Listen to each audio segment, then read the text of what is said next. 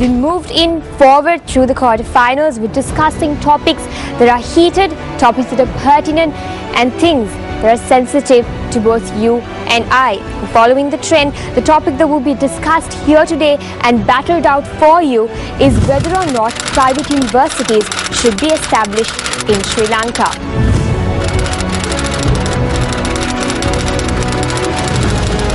The proposition for today will be Sahara College, Matale. Introducing to you your opposition for today, Lyceum International School, Nugegoda. Without further ado, let me introduce to you our eminent panel of judges who will be making the decision of the debate today. We have with us Professor Pratibha Mahanamaheva. We also have with us Dr. Vivamari Vanderpoten. We also have with us Mr. Hussein Musaji. And we have with us an observer for today to ensure that the debate goes according to the rules and procedure. We have with us Mr. Faris Ismail. Hi, this is Ilham Sadiq. I'm the first speaker of our team. We wish Lyceum all the very best and hope we too do the best. Honorable judges, learned oppositions, and my dear friends, a good day to all of you. Topic in hand, private universities should be established in Sri Lanka. We live in Sri Lanka, the pearl of Indian Ocean. One significant factor of Sri Lanka throughout the years has been free education. Over the years, free education has produced many worthy citizens to the country who have uplifted the standard of the nation. And I, being a product of free education, am always indebted to the father of free education, Dr. C.W.W. Kannangara, and his worthy cause. But my dear friends, this is the 21st century. Hi, I'm Somi, and I'm the first speaker of the opposition, and I can assure you this is going to be a game worth watching. A very good day, honourable panel of judges, members of the opposition, proposition and worthy listeners. We oppose this motion based on three main arguments. The first being the obligation of the state to provide higher education. We as opposition believe that each and every state has a positive obligation to both facilitate and provide the right of education to all its citizens, since it is currently being given quite a high priority in both the United Nations Declaration of Human Rights as well as the International Convention on Social and Economic Rights. Our second argument being how private universities lead to discrimination based on financial statuses. We as opposition believe that education must be accessible and affordable to all without any sort of discrimination. Hi, I'm Sharif Mihlar from Sahara College, Matale. We're looking forward to an exciting debate. The fate, we take it come what may. We wish Lyceum the best of luck because we're going to give it all we got. Peace out, people. Honorable judges, learned opposition, members of the House, and all of you tuned in today. A very good day to all of you. Resolve. Private universities should be established in Sri Lanka. Let me start off by saying that the first opposition speaker conveniently forgot to answer our questions, and moving on to rebut some of our points. Yes, it is a government obligation to provide education. At the same time, the government should be able to do so. And currently, I don't think that is happening, and I'll prove it to you why not. And privileges factor. Think about the 84% students who are sitting back at home because they cannot enter the university since there is no enough resources. Yes, ma'am.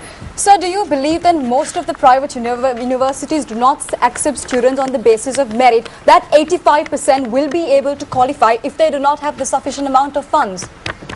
Thank you for your point, ma'am. Look, funds, yes. What about loans? What about insurance schemes? And what about scholarships? And also, again, it's a large number of students. And those who can afford it should be given the opportunity. Yes, sir. So you talk about scholarships and loans and such the ways in which you can help students, but are you proposing that private universities fund the entire 84% population who didn't get into the public universities? Is that the proposal brought up by proposition? Investments can be brought in, and that will help the students. And also the lecturers factor. Let me finish my point, ma'am. The lecturers factor. Our lecturers are patriotic people, and if they had to go in search of money, they would have left the country by now, because foreign countries obviously provide more money, but these lecturers don't do so.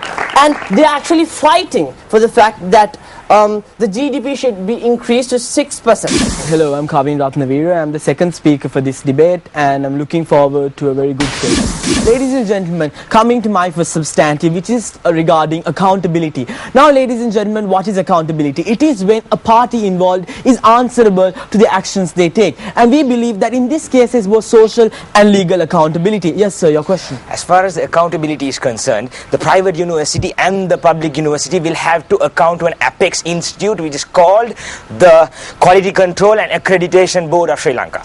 Thank you, sir, for making that statement, and I'll take that as a question. Yes, if you're asking me about how accountable the Apex board is or how accountable these two different entities are, that's exactly what I'm about to speak to you about. We, ladies and gentlemen, on Team Lyceum believe that social and legal accountability are two completely different things, and that both public and private universities will be legally accountable. But what's more important when it comes to education, ladies and gentlemen, is the social accountability, because we need to be socially responsible towards the children who are following this education. Yes, sir, your question. Private universities will have to cater to the needs of the corporate world and to provide the expectations of the parents who send the children in.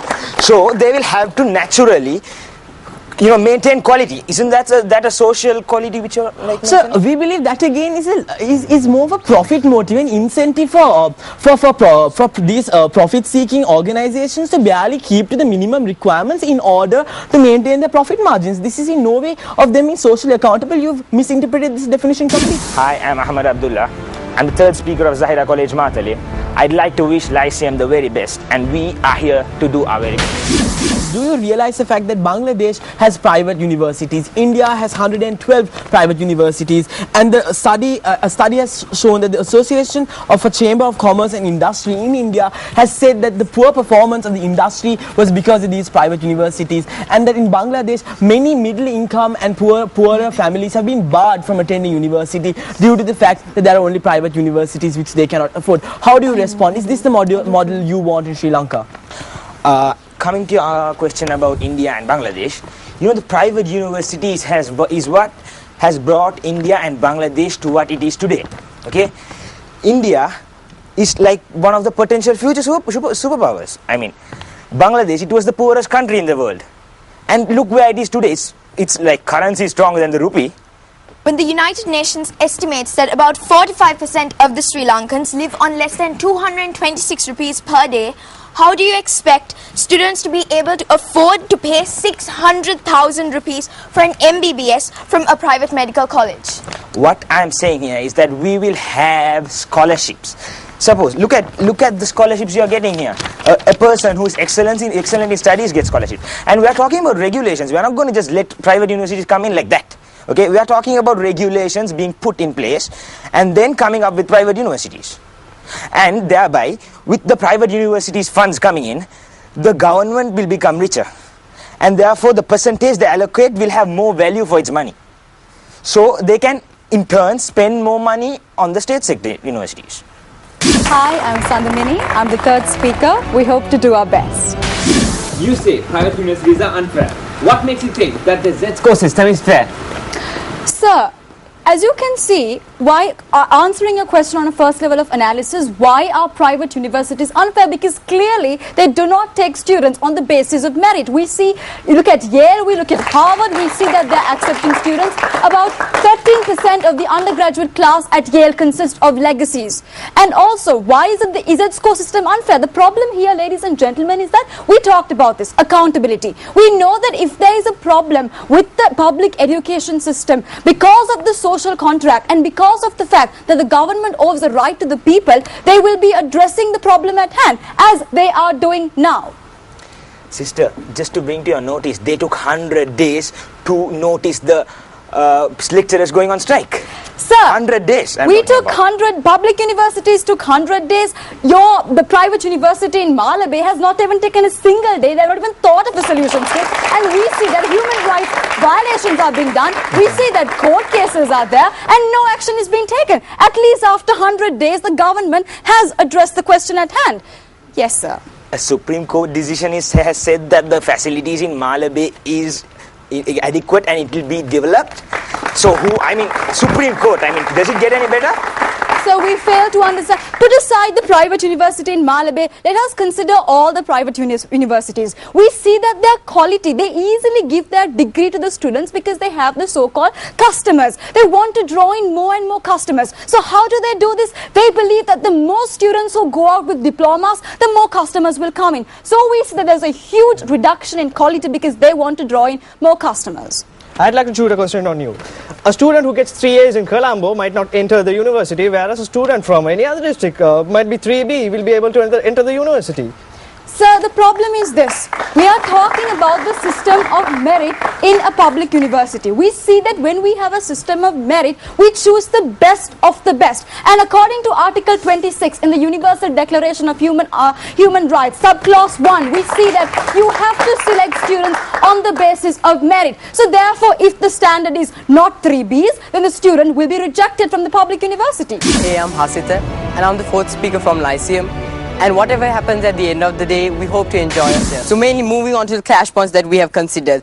Firstly, the greater demand and the lack of access in public schools, where we say that this will not be solved by private universities being introduced, due to the fact that anyway the access will be the same, considering the fact that Sri Lanka is a developing country and most of the country will not be able to access it anyways due to financial aspect. And their so-called 80% will be a majority of this condition, people who cannot afford this. So we believe that the access point is not valid. And moving on to the fact that the government can afford the expansion and the improving of standards of public universities, due to considering the fact that considering the national security budget, 90% of the gross income is put into the national security budget, and we believe that according to current situation due to the war being ended, we believe that this income should be spread out into the university sector itself, as currently it is being spread out in the primary and secondary sectors. Why not the university sector itself? Hi, I'm Altaf Shafir.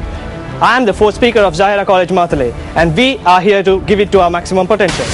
Let me come up with a simple answer to most of your questions, my dear friend.